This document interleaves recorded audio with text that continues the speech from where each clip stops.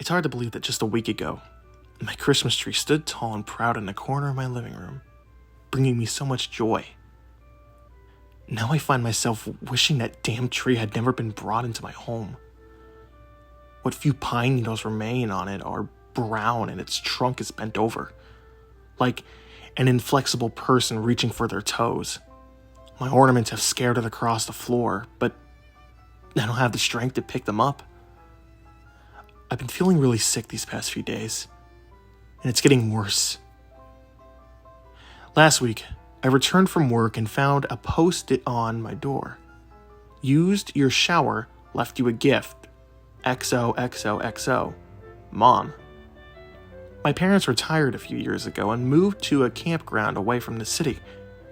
It was nice and all, but they didn't have running water in the winter, so they occasionally stopped by to do laundry and to shower. When I opened the door, Rex, my Labrador, greeted me excitedly. I know, it's really stereotypical name.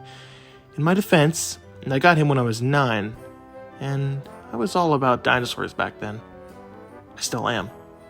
I have an awesome T-Rex magnet on my fridge that isn't going anywhere. Rex was surprisingly spry for his old age, and I happily met his demands for attention. Running my hands over his soft black fur, I removed my coat and threw it in the general direction of my nearest hanger. Rex, tail wagging like a metronome on steroids, dragged me into the living room. I smiled as I saw a beautiful Christmas tree my parents had left me. Rex spread out under the tree on a white blanket that had been draped around it, and playfully nibbled at the bottom branches. The next day I put some holiday music and dug through boxes to find my ornaments. Rex thought he'd help me by pulling out random objects and hiding them around my house. There was a sweet scent in the air like nutmeg mixed with candle wax. I had likely failed to close the lid on one of the Christmas candles. The clumped up sugar in my cupboard was proof of my lazy lid closing ways. Rex was particularly fond of my new garlands and helped me unravel them all over the living room floor. It took me 15 minutes to undo all the knots. He loved watching me struggle. After finding a nice array of older ornaments from my childhood and newer ones I'd brought myself after moving out, I began decorating the tree. I remembered the year when I got Rex. He was sitting under the tree on Christmas Eve, wearing a big red bow. We'd been friends ever since. As I continued to hang the ornaments, I spotted a few yellowing pine needles. I carefully plucked them off and tossed them into the garbage. Their absence did not take away from the tree's splendor. After a while, I noticed Rex wasn't by my side anymore. I looked around my house and found him curled up in his doggy bed, which was pretty unusual in and of itself. I'd only seen him sleep there twice since I bought the thing. Rex much preferred the foot of my bed, all tuckered out. Huh? Boy? I teased. I was scratching him behind the ear. He whined lowly and closed his eyes. I let him be. It took a few moments to send my parents a thank you email with a photo of the decked out tree, and then started on supper. Before sitting down at the table, I opened a can of Rex's favorite food and poured it in his bowl. I called for him, but he didn't come. He was probably exhausted from the decoration. I ate alone for the first time in years. The silence was deafening, but at least I could enjoy the view as I devoured my meal. I looked over and I realized my tree looked beautiful. I decided to check on Rex a few times that evening, but he was fast asleep. Lazy bum, I thought to myself. My dad eventually answered my email and told me that they were canceling our plans for supper the next day because they had come down with the flu.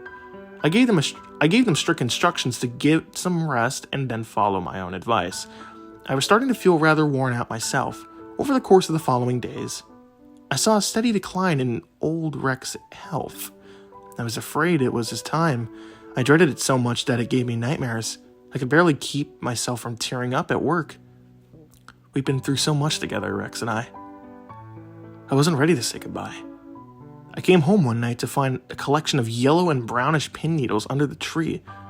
It was starting to thin out, like the top of a middle-aged man's head. I vacuumed the mess, feeling really guilty for being unable to keep the damn tree alive. It was a gift, after all. What would my parents say if they saw it in such a pitiful condition? I stopped in my tracks and realized I'd forgotten to greet Rex. I ran to his side and dropped to my knees. I didn't even have to touch him to know he was gone. My lips...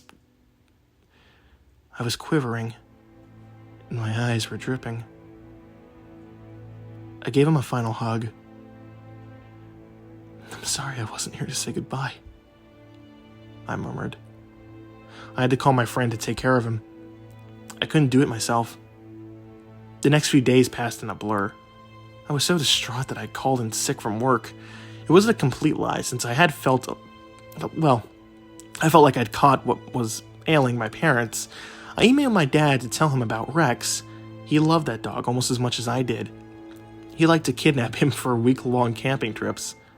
He claimed we had shared custody of him. Though my parents' laptops were typically at arm's reach, I didn't get a reply.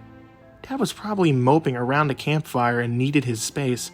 I coped by turning into a complete hermit, leaving the house only once to take out the trash and overflowing recycling bin.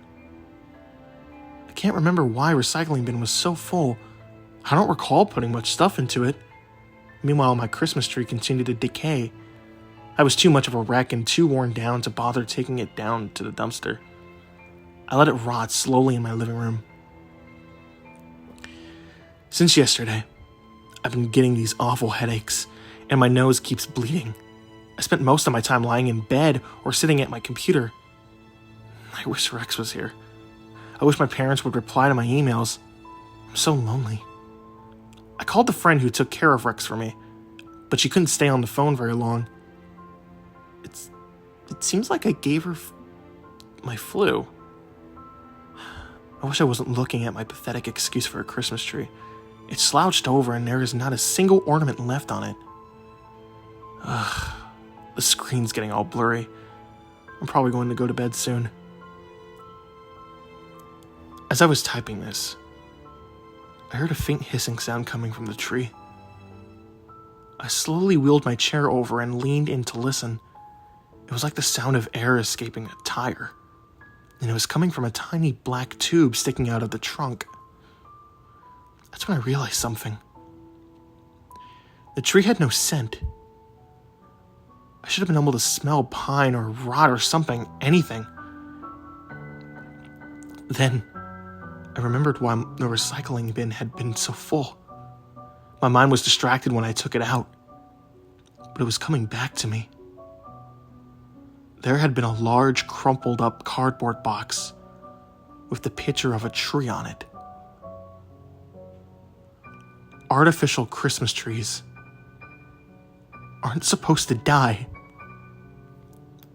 Oh man, I'm starting to feel really dizzy. I think I'm gonna lie down for a while.